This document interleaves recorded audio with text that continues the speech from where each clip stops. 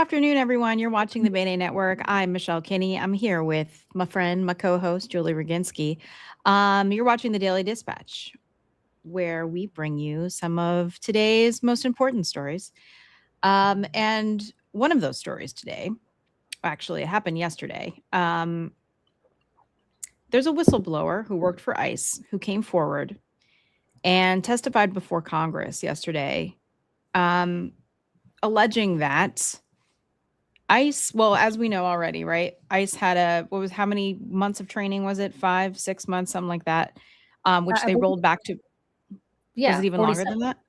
No. Yeah, well, which they rolled back to 47 days to kiss up to Donald Trump because he's the 47th president of the United States. The fact that those words are even coming out of my mouth, I just truly can't believe it. But here we are. And this whistleblower has come forward to say, basically, it's worse than we think, that they're being instructed, if not pushed, to violate the Constitution. We have some clips from the hearing yesterday, but Julie, I want to get your thoughts before we play those. I mean, none of this surprises me. ICE has, as we've documented over the course of the last few months, has recruited purposely among white supremacists and neo-Nazis. It uses memes that mean nothing to those of us who are not steeped in white supremacist and Nazi culture, but certainly mean a lot to people who are familiar with it. And this is consistent. This is something that they do on purpose. They are trying to recruit the losers who would never make it in real law enforcement to go and be part of Trump's private army. This is something that the Department of Homeland Security is doing. That is something that Kristi Noem is doing. That is something that her boyfriend / aide, Corey Lewandowski, is doing. They are doing this on purpose. Yep. And that results in a whole bunch of losers, because anybody who has any self-respect and is not just somebody who is angry and bitter and wants to be armed and have the state give them weapons would not be joining ICE. They would not be pulling over people based on, and it can't be skin color now. I don't want to get Brett Kavanaugh upset, but it would be on something that would make them believe that they might not be here legally. Gee, I wonder what that could possibly be, Michelle. Right. They're not pulling you over. Right. Which we've seen, by the way. We have seen and heard clips from people who are being pulled over or accosted by ICE, asking why, and have asked, why are you stopping me? Well, are you American? Where are you from? Where are you born? He's like, why does it matter? And he's like, well, your accent's funny. Yeah, but they're also pulling people over whose accents are perfectly fine, like that poor woman who was pulled over and basically pulled out of her window on her way to get her traumatic brain injury looked at. Right. I mean, people who pump little less than a dozen or maybe even more shots into the backs of American citizens. People who feel the need to call somebody a woman who they just shot a fucking bitch as they murder her in cold blood in Minneapolis. Those are the kinds of people that ICE recruits. We knew this. We did not need a whistleblower to tell us this, but nevertheless, a whistleblower has emerged, and he testified yesterday in front of the Senate. And why don't we play some of what he said, Michelle? Yeah, and I just want to say, I want to preface this with, again, what it takes to be a whistleblower in this current environment with this administration and this DOJ. Right. You are supposedly and legally protected as a whistleblower when you come forward and you whistleblow lawfully through all the proper channels. As we've learned with previous whistleblowers who have come out against this administration and called out the illegal things that they're doing, not just with DHS, but with DOJ and several other things, the surveillance, the harassment, this administration does not take any of this. And there's retribution. And so for anybody to come forward, especially someone like this, to call out their most egregious and illegal and controversial acts is so brave, putting himself, his family, his loved ones at risk. So I just want to commend this guy for coming forward when it's the hardest. His name's Ryan Schwank, and here's his opening statement. Thank you, Senator. Thank you, Senator Blumenthal, Representative Garcia, members of the committee. My name is Ryan Schwank. I swore an oath to uphold the Constitution. When I joined ICE on August 1st, 2021, as an assistant chief counsel, I followed that oath for 4.5 years, working side by side with ICE officers. And I followed it when I resigned on February 13th, 2026, a little over a week ago, so that I could speak to you today. I am here because I am duty-bound to report the legally required training program at the ICE Academy is deficient, defective, and broken. 5 months ago, I was asked to teach the law to new cadets at the ICE Academy in Glencoe, Georgia, where ICE is training its new, inexperienced recruits. I volunteered, those without law enforcement training, I volunteered to take on this assignment based on my experience in law enforcement oversight, including at the state and local level prior to my work with ICE. On my first day, I received secretive orders to teach new cadets to violate the Constitution by entering homes without a judicial warrant. For the last 5 months, I watched ICE dismantle the training program, cutting 240 hours of vital classes from a 584-hour program. Classes that teach the Constitution, our legal system, firearms training, the use of force, lawful arrests, proper detention, and the limits of officers' authority. For example, they ceased all of the legal instructions regarding use of force. This means that cadets are not taught what it means to be objectively reasonable, the very standard which the law requires them to meet when deciding whether or not to use deadly force. Our jobs as instructors are to teach them so well that they can make split-second decisions about what they can and cannot do in life or death situations. Yet, in the name of churning out an endless stream of officers, DHS leadership has dismantled the academic and practical tests that we need to know if cadets can safely and lawfully perform their job. All to satisfy an administration demanding they train thousands of new officers before the end of the year. DHS told the public that new cadets receive all the training they need to perform their duties, that no critical material or standards have been cut. This is a lie. Julie, first thoughts. First of all, as you pointed out earlier, this man is deeply courageous. I know what it is like to come forward against powerful people, but nothing that ever happened to me, and it was tough, is what is going to befall this man. Mm-hmm. He knows who he's taking on. He's taking on a movement that doxes people, that threatens people, that threatens their families, that puts their lives in danger, that hands out their home addresses, that hands out their families' home addresses, and that makes life miserable. And that is before we get to the part where, again, we have many Proud Boys and others who are now members of ICE and who will brook no dissent. These are the people that almost murdered members of Congress on January 6th. And they do it again. They do it again. So to our friends at Whistleblower Aid who have helped this man come forward, to him, I want to say thank you from the bottom of my heart as an American. Yep. But the more relevant thing here is that anybody who believes that this is not created, ICE was not created after the Trump administration's return to office, is anything other than an American Gestapo, is fooling himself or herself. And for anybody who says, well, we don't need to defund ICE, we need to just, or you abolish ICE, we need to just change ICE and how they report, I want to be very clear. This is an organization that has been infected by cancer. Mm-hmm. And you cut the tumor out. You do not let the tumor grow and kind of fester around with it. If you have the ability to cut it out, you cut it out.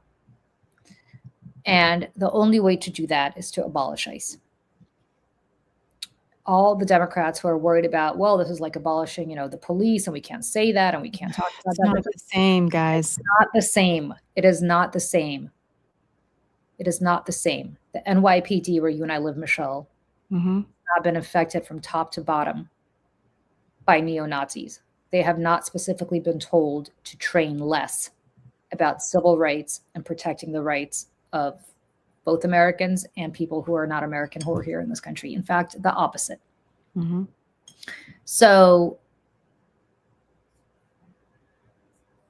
if you have a Commissioner Jessica Tisch running ICE, then I would say, yeah, okay, great. But you don't. You have Kristi Noem. Right. And you have Corey Lewandowski. And you have Tom Homan. And until recently, you had, well, he's not ICE, but you had that other joker who's now, thank God, been relegated, I think, a little bit to the side. Bovino? Yeah. I mean, yeah, he was Border Patrol, but same situation, right? Very similar. Who walked around with a little Nazi coat, trying to be Himmler. I mean, why don't, you know, I have to say this. Why do we not believe what is before our eyes? Is it because we just can't grasp or wrap our minds around the fact that we just have been taken over by a bunch of white supremacist, nationalist neo-Nazis? Like, what more do we need to see to understand that this is what's going on? And what more do we need to see that thanks to everybody who voted for the big, beautiful bill, ICE now has more funding than all of our federal law enforcement agencies combined for the first year. Bigger budget than the United States Marine Corps. You cannot defund ICE, by the way, friends. I just want you to know, even if we defund DHS right now, and right now they're shutting DHS down, that's not stopping ICE. ICE is funded for the next X number of years through the big, beautiful bill. That funding is baked. The only thing to do is to abolish it. And this is why it's so important that, you know, public school especially teaches history fully and thoroughly and without whitewashing. Because what we are taught as kids is, yes, these terrible things happened, but it wasn't that bad. I mean, truly.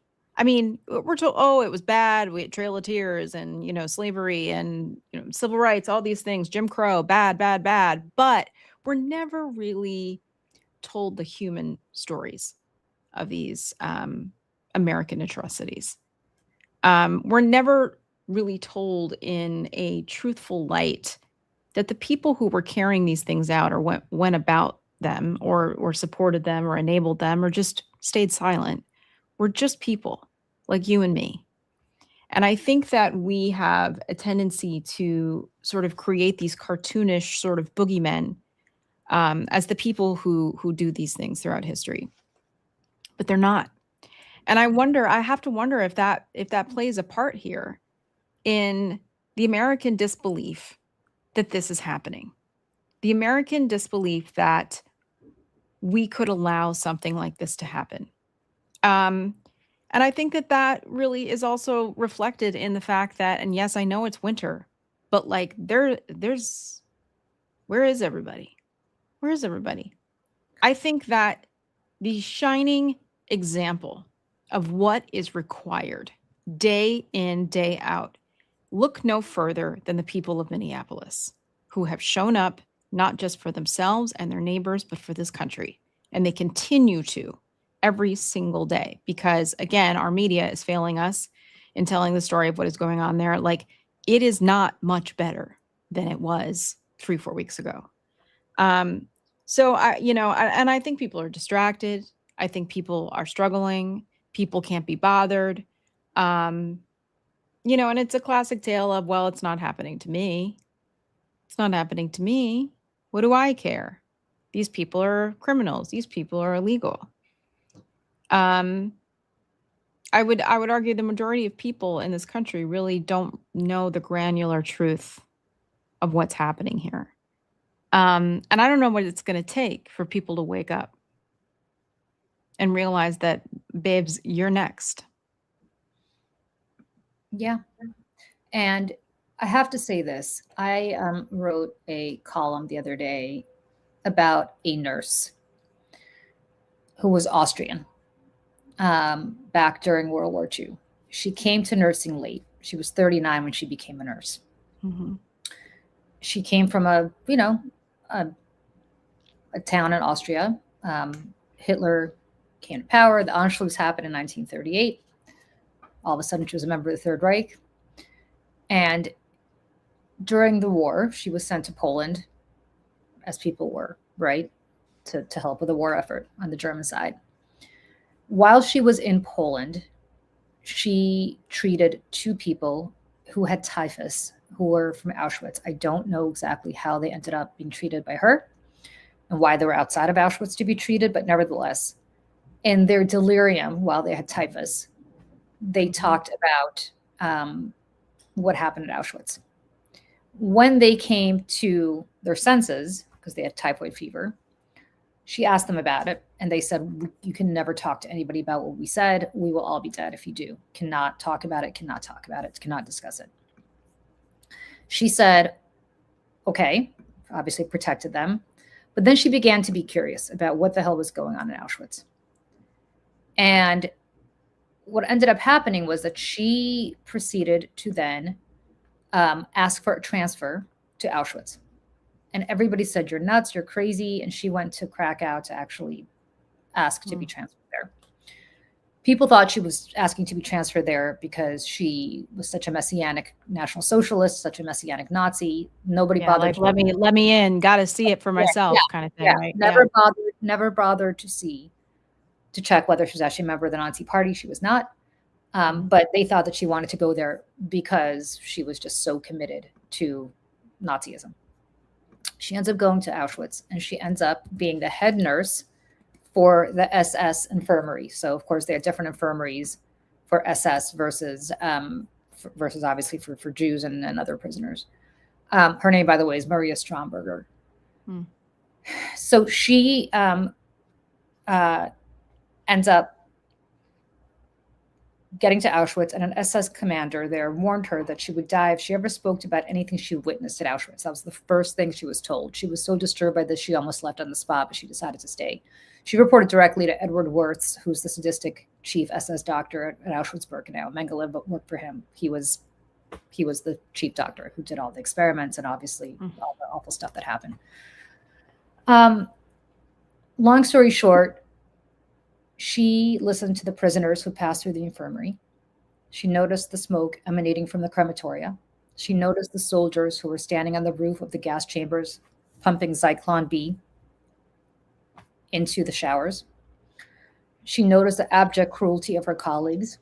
And absorbing that horror, she began to smuggle food and medicine and weapons to the inmates and to carry messages for prisoners who were involved in underground resistance. She later then also warned prisoners about the selection, when you were going to be selected to your death or not, when she could. And she would even bring contraband back from leave. I want to just talk, the reason I bring her up is none of this stopped, obviously, the horrors of Auschwitz. But what it did do is it punctured the fiction, Michelle, that those people who were working as cogs in the machine had no agency. One day this will, and I'm not, before people jump all over me, I am not comparing what is going on right now to Auschwitz. I only bring her up because it raises a moral question that transcends time. What do you do when you're inside a system that inflicts suffering? Okay, again, not comparing the two. Do not tweet at me or say other, like I'm not. But it raises a moral question. What are you doing when you are inside a system that inflicts suffering? And one day when this is all over, what's going to end up happening is that all of these people who are enabling this are going to see, we did not know. We did not know. Despite the fact that unlike Auschwitz, this is all happening before our eyes. And you're going to have people like Mark Thompson, the head of CNN, say, Scott Jennings was representing 50% of the population, so of course we had to give him a platform to lie. Because that's, he represents the views of 50% of the population. Well, how did those views congeal for 50% of the population? Because you're platforming liars. He's going to say that, CBS, Paramount, they're going to say, oh, no, we didn't know, nobody understood. We all know. I just want to put a marker down right now. We all know.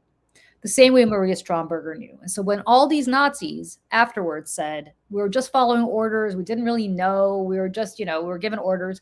Here's a woman who was giving orders, who knew, and who decided to do something totally different. And when she was arrested shortly after the war, because of course she had worked at Auschwitz, survivors came forward to say, no, this woman was called the Angel of Auschwitz because she tried to help us. And then this woman was obviously freed because of that. And she died shortly thereafter of a heart attack, being brought on by the stress of what she witnessed. She did not live long. Like, I can't, I went down this rabbit hole a couple of nights ago, Michelle. I told you I didn't sleep, but I didn't sleep because I was actually reading about her and then started going down more rabbit holes. And, never a good idea to start going down World War II rabbit holes. Especially at nighttime. but what is, I think, really important here is that there are heroes among us. And the man who testified the other day, yesterday, is a hero among us. He blew the whistle at complete and utter risk to himself because he will be hiding out for the foreseeable future, probably with his family. And to be honest, the more that he speaks out, the more protection he honestly will have, at least for now. Because the louder you are, the more aware everyone is that you exist.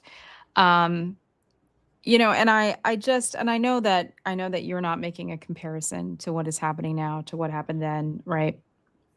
At face value, of course. No, of course. But also 1943, 44, 45 did not start there. They started with words, with hatred, with othering, with enabling a fascist authoritarian government to take over, to dismantle democracy in a matter of 6 months. And people just were like, okay. And some people did speak up. People tried to fight back, and they were silenced. While Jews were being told that they could not exist in public places. They couldn't go to the park. They had to wear stars on their bodies. They had to put signs outside their businesses. It was a slow burn. And we still don't know what is going on in these detention centers. We still don't know. There are detention centers where children are being tortured. There is a whole group of teenagers that no one is allowed to have any access to. People are being tortured. And those words are being used by people who have been released from these detention centers. The word torture. They're being starved, refused medical care. There are women in this country, by the way, in Minnesota, that are giving birth at home with doulas because they know that if they were to go to the hospital and give birth, they could be rounded up and their baby taken away from them. Yeah, that's the party of life, friends. I want to just be clear about that. The other thing I want to say to what you said, Michelle, is over the past year, deaths in ICE custody climbed to their highest level in decades. Okay. And then investigators have found cases in which detainees complained of serious medical symptoms for days before receiving treatment. And as you point out, some of them died from conditions that doctors later said were treatable. Yep. And families learned of a loved one's death only after it was too late to intervene. And in several instances, initial government explanations about the conditions that led to detainee deaths have shifted after further scrutiny. And that's before we get to the other trauma, which is just separation, right? Right. Detention continues to fracture families. Parents are separated from their children. Children are put in foster care, despite the fact they have parents who are more than able to take care of them. Transfers occur with little notice. I mean, little Liam was just an example of that, but that's just one example. One example in thousands. I can't stop thinking about that story from last summer about that Russian couple that fled here because they protested the Ukraine war. This is the fourth anniversary of that. Right, which is started 4 years today. Yeah, today. And they were about to be sent back, in which case they would be arrested. And the parents had a meltdown at JFK Airport. So the parents were in Delaney Hall while their son, Max, who was, I believe, 8 at the time, was put into foster care. And I cannot stop thinking about that story. Well, I think, Julie, you see yourself, course. right? I mean, Julie is a refugee from the Soviet Union, a Jewish refugee in the early 80s, came to the United States, not knowing the language, not knowing, it was just a foreign place to you. And I'm sure in so many ways it triggers a lot of those memories, Well, I mean, understandably so. all you have is your parents in that situation. Because Right, right. And when they're, I mean, I can't. It's yeah. the worst of what. But I of say us. this, yeah. So at Alligator Alcatraz in Florida, hundreds of detainees disappeared from the ICE online locator system. Where are they? Where are they? We don't know. Some of them have shown up, later in Venezuela and places like that, but their families don't know. Mhm. There's a story in one of the New Jersey papers on Sunday, I believe, about a woman who voted for Trump 3 times. She thought that he was going to come for the worst of the worst. He came for her husband. Her husband is now in detention, and she has not seen him, and they're going broke trying to spring him. And I want to say FAFO to her, except that I actually feel sorry for her because she believed this shit. She believed. Right. And then that's the thing. It's like, I have empathy as a human being, but at the same time, I'm just like, what? Like, where, what? Where have you been? It's very hard to watch these people FA and FO, right? And a lot of people are in that finding out phase, especially a lot of like Cuban voters who voted for Trump, Latino voters who voted for Trump, thinking this isn't going to be me. I mean, they are arresting United States citizens as well. That's another part. And like, they're saying, we're detaining you It's going to be all of us. to expedite your process. It's going to be all of us, friends. It's going to be all of us. I mean, I just want to be clear that this is the case. And this brings us back to this ICE whistleblower, every American detention center today, there are nurses who decide whether to escalate a complaint or send a detainee back to the dorm. There are guards who decide whether to humiliate or to treat someone with dignity. Yep. There are administrators who decide whether to notify a frantic family promptly or to let the paperwork sit. There are people who are cogs in the machine who make a decision every single moment of every single day that impacts the very lives of the people in their care. And I use the word care very loosely. And I bet you, Michelle, that most of these people likely see themselves as professionals doing difficult jobs in a really contentious policy space. Right. They're like, well, what am I going to do here? Yeah. But they also choose to work in a system that exerts pressure, that rewards compliance and makes it easier to look away. And the reason I bring up Maria Stromberger, again, is not to draw parallels between that and the Holocaust, but to remind us that looking away is also a choice. That when a detainee dies of untreated illness, when a mother is separated from her child, when a man's name disappears from a public database and his family panics because they have no idea where that man is, these are not abstract policy debates. There are moments that hinge on individual decisions made inside institutions. There's a couple more clips here that I'd like to show. This one is from Congressman Garcia, and he talks about the Fourth Amendment, which is another right in our Constitution that is currently under assault. As we look here today, ICE agents have been ordered to disregard the Constitution and to violate the rights of American citizens and immigrants in this country. And we all understand why the Fourth Amendment is so important and why the Constitution is also so clear. Now, when you look at the Fourth Amendment, the right of the people to be secure in their persons, houses, papers, and effects against unreasonable searches and seizures shall not be violated. And no warrants shall issue, but upon probable cause supported by oath or affirmation, and particularly describing the place to be searched and the persons or things to be seized. Now, what's the most important here is the amendment specifies people, not just United States citizens, but all people for a specific reason. And that's been so important to our founders, to the Constitution, and for so many of us, that all people are protected. Now, Donald Trump cannot legally send his private police force to smash down your door and take you away, or to enter your house without a legal warrant. Right now, the Trump administration is trying to take away that right. Instead of getting a warrant approved by an independent judge, under his worldview, he believes it's his right to go into any house in any city and do what he pleases.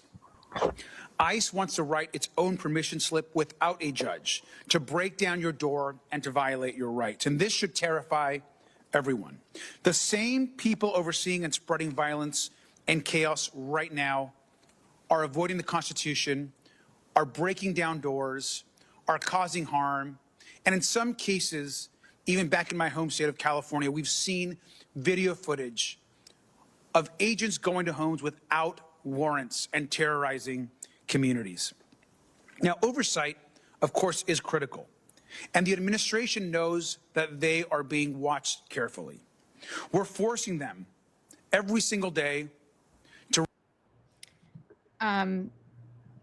And just to point out here too, like in terms of the warrants, they've been told you need warrants, and their answer to this has been, well, you can't get all those warrants. That's a whole lot of warrants. Like, that seems like a lot of time and resources. So we're just not going to do that. I'm paraphrasing here, but that was their answer. There's so many. What are we supposed to do? Well, remember that when they parachuted, literally when they descended from helicopters on that Chicago. Mm-hmm.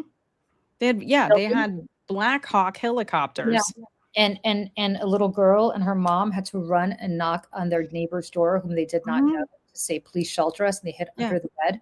Not in Mogadishu, in Chicago. And a man who was, by the way, an African-American man who certainly was not here, an undocumented migrant, but had come here. His family had come here generations earlier in chains, did not ask to come here, I might add. Came home from work to discover that people had ICE had broken down his door and ransacked his house.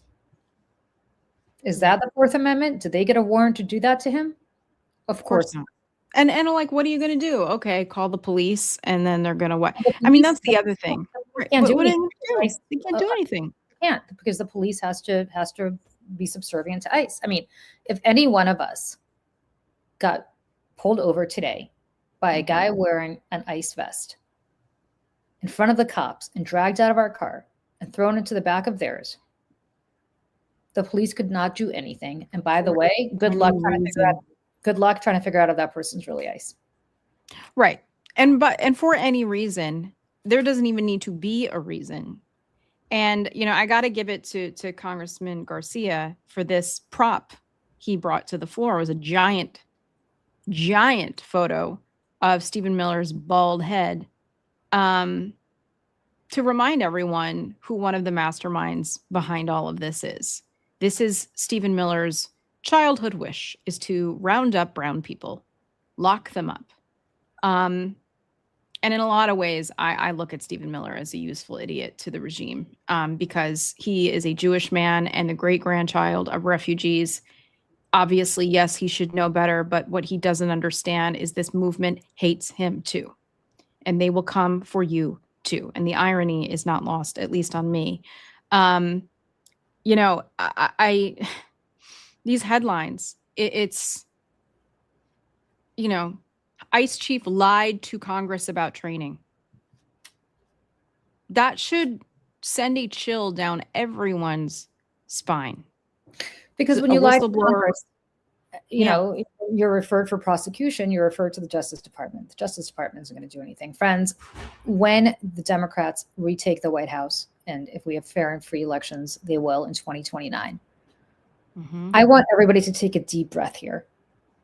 Because from my perspective, we will need to have trials before anything. Like, people have to forget, like, the Justice Department, there has to be two Justice Departments here.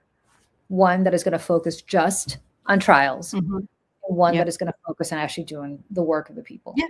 If you are a 1L, 2L, 3L law school student right now, like, get ready, because there's going to be a lot of work for you. Pass the bar exam when you graduate and come to Washington, D.C. Or not even go work in the U.S. Attorney's office. Wherever. Anywhere. anywhere working for the federal government, the Department of Justice, to help, because again, there's been a brain drain within the federal government as well. We have lost so many public servants, patriots have been purged from this DOJ, and which, if we remember, Pam Bondi was asked during her crash out hearing a week or two ago to identify one of the men that they showed up on a screen who was a January 6th insurrectionist saying, kill them all, is now an employee of the Department of Justice. And she said, oh yeah, he works for us now, proudly. These people cannot be shamed. We should not even try. And from the LA Times here, they put a couple bullet points here about this. Immigration and Customs Enforcement, ICE, has eliminated more than a dozen practical exams that officers previously needed to graduate, documents show.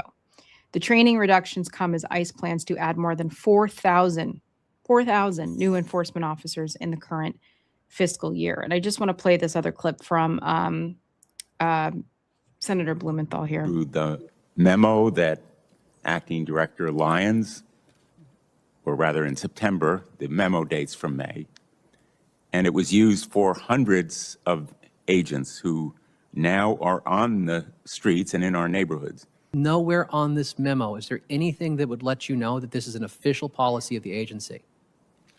And to my knowledge, it's never been disseminated as one. It's been handed out piecemeal to people to use when the agency thinks they need to. Which directly undercuts the veracity of Acting Director Lyons' testimony under oath before a congressional committee. The memo was shown to me by my supervisor at Glencoe. It was given to me in person with instructions that I could read it, but not take any notes on it. That I could read it in their presence, and that was it. And that I was going to teach from it, but I couldn't keep a copy of it to reference.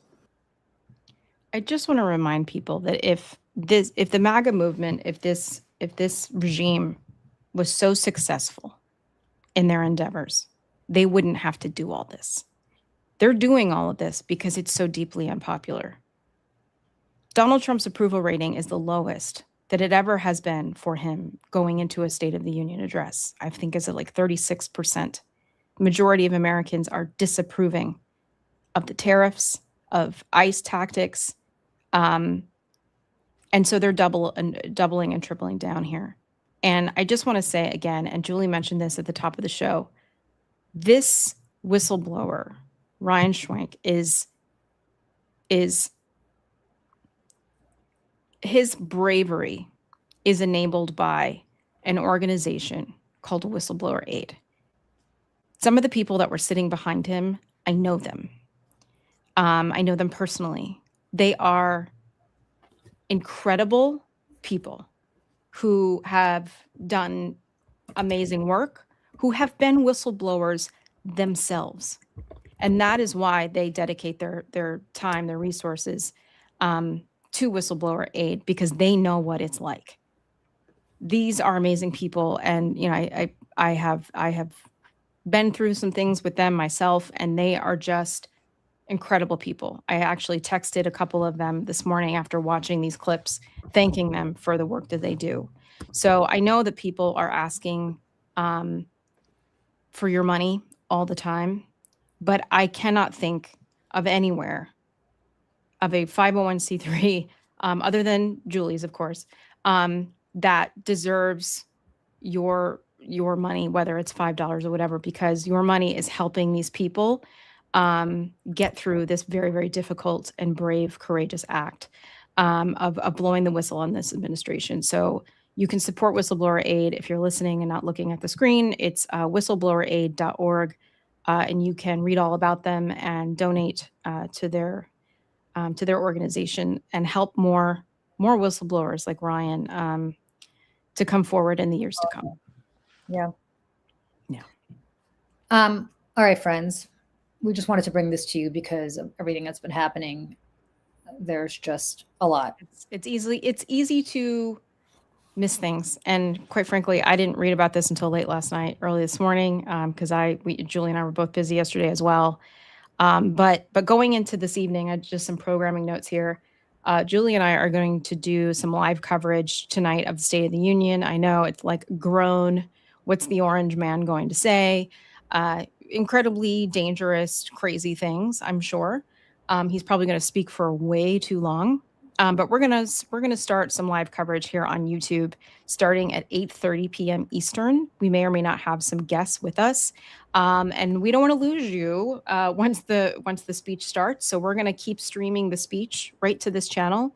You can tune in, and we'll be there to hopefully fact check in real time, the best we can. We're just two people, and throw up some of your comments on screen as well. So we hope that if you are going to subject yourself to this State of the Union address, that you will join us and commiserate, at least, because misery does love company, but so does resistance. Yeah, and I have to say, the one thing we're doing that I think the networks aren't doing, and I'm not sure others are doing, is we actually are going to fact check in real time to the best that we can. So join us, not because we need to actually, I understand nobody wants to listen to him speak. Yeah, I get it. Listen, he is the president, and it's not out of a sense of respect. It's out of the sense that whatever he says becomes policy, especially with Congress. So we will be fact checking the lies in real time, both here and on Substack. Yep. So friends, on Julie's Substack, right? On yours. Yeah, my politics, yeah. So please join us. Yep. And we will see you here. People who are watching us on Substack. If you want to see the fact checking in real time, please follow us on Mayday, the Mayday Network, on YouTube. So please go over there and join us on Mayday stream on YouTube, because that's where it's going to be happening. We can't obviously be in two places at the same time. So we're going to be fact checking here. So please join us. Please join us. And also, just a short little plug here. We also have our Mayday podcast, which is our flagship podcast here at the Mayday Network. And our most recent guest, Colonel Briefram, was an incredible guest that we had. I watched back all the clips backwards and forwards. I mean, what an incredible conversation that we had with her. She is an openly transgender member of the military, and then she was fired, kicked out of the Space Force and Air Force, which she had served for over 20 years. And now she is running for Congress in Virginia's 11th Congressional District. So please go and check that out. It's both on our YouTube and on the Mayday podcast. So you can check that out and support her as well. So with that, Julie, we will say goodbye for now. As long as nothing crazy happens between now and 8:30, we'll see you back here at 8:30 p.m. Eastern, Julie and myself here on the Mayday Network. And we'll see y'all later. Bye, everybody. Bye.